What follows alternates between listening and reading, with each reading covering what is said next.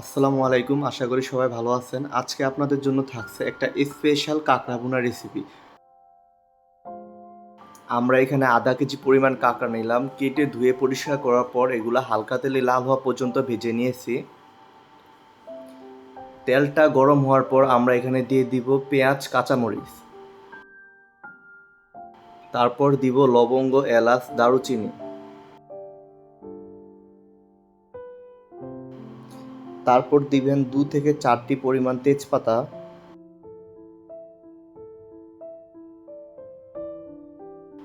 আমরা এর সাথে অ্যাড করব টমেটো সস।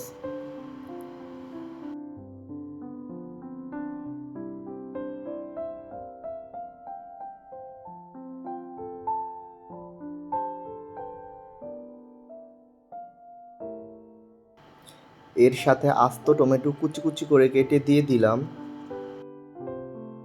পরিমাণ মতো আদা বাটা, রসুন বাটা, মরিচের গুঁড়ো, হলুদের গুঁড়ো। আমরা একটা লেবুর 4/1 নিয়েছি এবং এর রসটা আমরা এখানে চেপে দিব। এর সাথে অ্যাড করব জিরার গুঁড়া, কাঁকড়া ভুনা মশলা,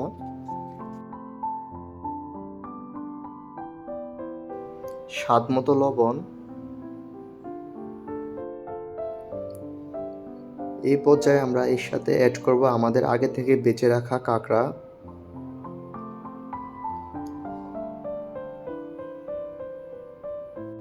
ভেজে রাখা কাঁকড়াগুলো আমরা উক্ত মিশ্রণটির সাথে ভালো করে নেড়ে চেড়ে মেখে নিব।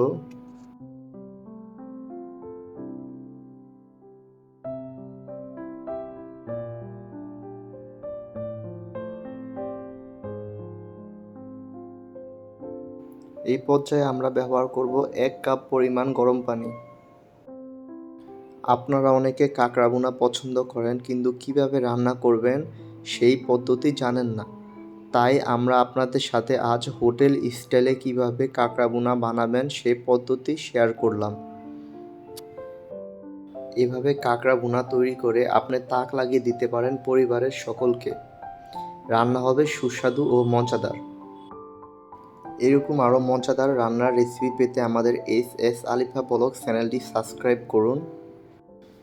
আশা করি এতদিন যেভাবে আপনারা আমাদেরকে সাপোর্ট দিয়ে এসেছেন সবসময় এভাবে আমাদের সাপোর্ট করবেন।